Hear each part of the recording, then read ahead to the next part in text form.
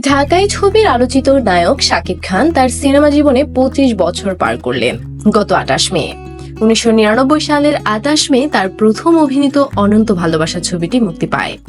ওই ছবিতে খলনায়ক হিসেবে শাকিব খানের সহশিল্পী ছিলেন রাজীব ও মিশা সওদাগর। এ পর্যন্ত শাকিবের অভিনীত ছবির সংখ্যা প্রায় 250।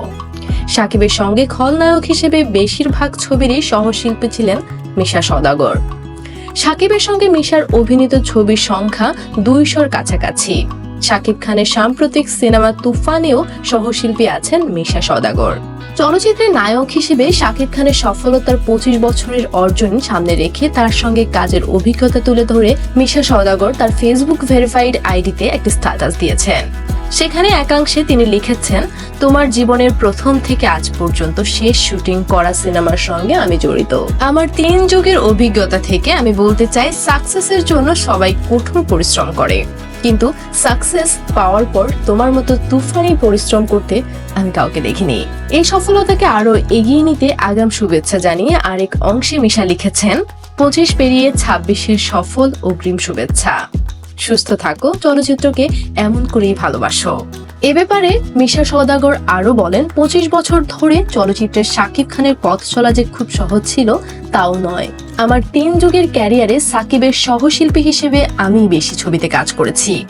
আমি সামনে থেকে দেখেছি তার পরিশ্রম। একটা কথা বলি, সাকিবের লক্ষ্য মিস হয়নি। এই খলনায়কের বক্তব্য, সাকিবের এই সফলতা অন্য কেউ হাতে তুলে দেয়নি তাকে, সে নিজেই অর্জন করেছে। অনেক সময় আমরা দেখি মানুষ একের পর এক সফলতা পাওয়ার পর একটা সময় গিয়ে পথ হারায়, কিন্তু সাকিব খানের বেলায় ভিন্ন চিত্র দেখলাম। একের পর এক সফলতার সিঁড়ি ভেঙেছে, পরবর্তীতে আরো পরিশ্রম করেছে। সফলতা তাকে থামিয়ে দেয়নি, আরো বেগবান করেছে। আর এতেই সে পথ হারায়নি। একেই বলে নায়ক, একেই বলে সাকিব খান। শুরু থেকে সাকিব খানকে সম্ভাবনাময় মনে হয়েছিল মিশার কাছে। তার ধারণা হয়েছিল একদিন জ্বলে উঠবে এই ছেলে। সাকিবের প্রথম ছবি অনন্ত ভালোবাসার শুটিং এর অভিজ্ঞতা থেকে মিশা বলেন, ওই ছবিতে রাজীব ভাই ও আমি ভিলেন। সাকিবের সঙ্গে আমাদের একটি দীর্ঘ ড্রামা সংলাপ ছিল। প্রথম টেকেই পরিচালক সোহান ভাই ওকে করে দিলেন দৃশ্যটি।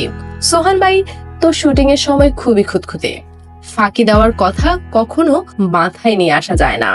সেই সোহান ভাই প্রথম থেকেই ওকে করলেন। রাজীব ভাই আমার দিকে তাকালেন, আমিও তার দিকে তাকালাম। আমরা দুজনেই সাকিবের সংলাপে মুগ্ধ হলাম। ওই দিনই সাকিবের অভিনয়ের তেজ বুঝেছিলাম। এ পর্যন্ত নায়ক খলনায়কের জুটি হয়ে 200 কাছাকাছি ছবিতে অভিনয় করেছেন সাকিব ও মিশা সওদাগর। অর্ধেকের বেশি ছবি সুপারহিট হয়েছে। উল্লেখযোগ্য সিনেমার মধ্যে রয়েছে প্রিয়া আমার প্রিয়া, আমার স্বপ্ন তুমি, তুমি স্বপ্ন তুমি সাধনা, এক বুক জ্বালা, সন্তান আমার অহংকার, বলবো কথা বাসর ঘরে, Don number 1, captain Khan, hero the superstar, নিঃশ্বাস আমার তুমি, একবার বলো ভালোবাসি, আরো অনেকগুলো। মিশা সওদাগর বলেন, শুরুর দিকে সাকিব খান রোমান্টিক সিনেমা বেশি করত। মান্না মারা যাওয়ার পর সাকিব খানের হাতে অ্যাকশন ছবিগুলো বেশি আসতে থাকে। ওই সময় থেকে সাকিবের সঙ্গে আমার জুটির নিয়মিত যাত্রা শুরু হয়। একটা সময় এসে সাকিব মিশা একটা স্থায়ী জুটি হয়ে দাঁড়ায়। মিশা জানান, কোনো মানুষের মধ্যে দেখা যায় সম্মান অর্জনের দিক থেকে যত বড় হয়, অন্যের প্রতি তার আন্তরিকতা সম্মান তত বাড়ে। সাকিব খানের মধ্যে সেই গুণটি আছে। সহশিল্পী হিসেবে কাজ করতে গিয়ে এমন অনেক উদাহরণ আছে তার ঝুড়িতে। এমন 2টি উদাহরণ টেনে এই অভিনেতা বলেন, ক্যাপ্টেন খান ছবির শেষ দৃশ্যের শুটিং এর ঘটনা। সাকিব আমাকে মেরে ফেলে রাখে, আমি চিত হয়ে পড়ে আছি।